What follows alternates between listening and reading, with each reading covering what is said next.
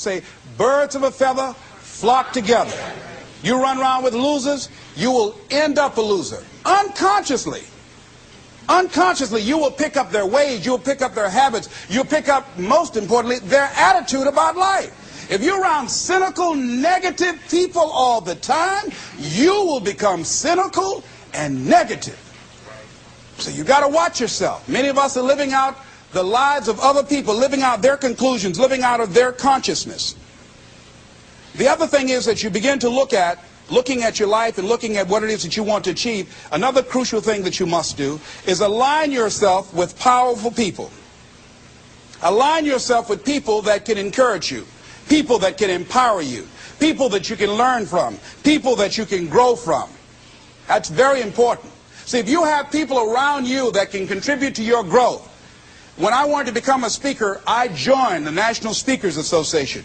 I wanted to be around the Dr. Norman Vincent Peales, the Zig Ziglars, the Dwayne Dyers.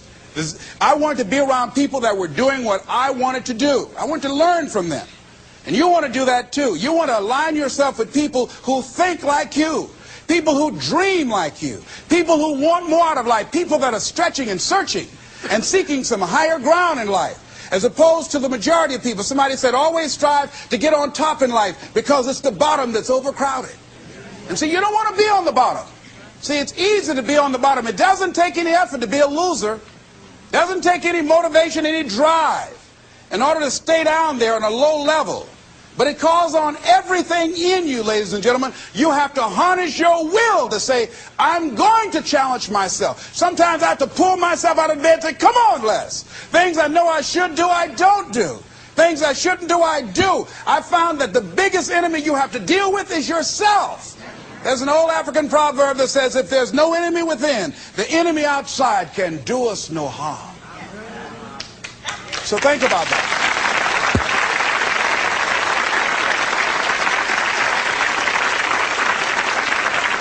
So as you begin to look toward making this your decade, as you begin to look toward making your life different, as you begin to look at yourself, you've got to redefine yourself. Who are you right now? And who must you become in order to create what you want? What has to change about you? What is it that you're doing right now that would be a liability for you? As you begin to look toward the future and take inventory of yourself, what is it about you right now that you've got to leave this behind because this no longer fits? Looking at where you want to go and the kind of person that you must become, the kind of standards that you have for you. What is it that you must do differently? Repeat out to me, please. If you want to keep on getting what you're getting, keep on doing what you're doing. See, that doesn't take an Einstein for that one. All right? It makes sense unless you change your pattern, unless you change the way you're thinking, unless you change your behavior, you're going to continue to produce the results in your life. See, all of us are winners, but some of us are producing results that we don't want. And so all you have to do is look at your game plan, look at your strategy. How is it that you have been being? What is it that you've been doing to produce this? See, you're the director, you're the producer, you're writing the script, you're the star of your life. And as you begin to look at your life, you can decide whether or not it's a smash or whether or not it's a flop. That's in your hands. Look at your life, look at where you want to go. Don't worry about your circumstances. Don't worry about your age. I have a friend who's up in age, over 70, and she wanted to build a multi-million-dollar complex. The name is Dr. Johnny Coleman.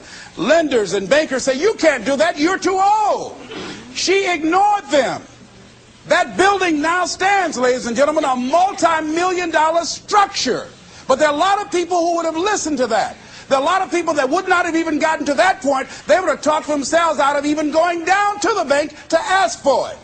Because they've already said no to themselves. See, it's time now. If you want to make this your decade, you've got to start saying yes to your life. You've got to start saying yes to your dreams. Yes to your unfolding future. Yes to your potential. As opposed to saying no. See, 87% of our self-talk is negative. So you've got to make a conscious, deliberate, determined effort to say yes to your dreams. Why not? Why not me? Don't spend time like most people going through life complaining. Don't try and get on talk shows and tell everybody how life has done you wrong. Here's what's happening in the audience. 80% don't care. And 50% glad it's you.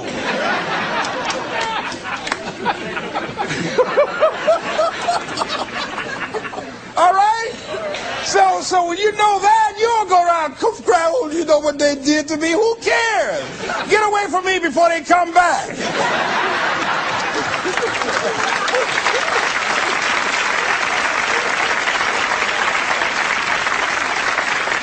I had a friend of mine that said something that's very important. He said, hey, it doesn't matter what happens to you. The only thing matters, what are you going to do about it?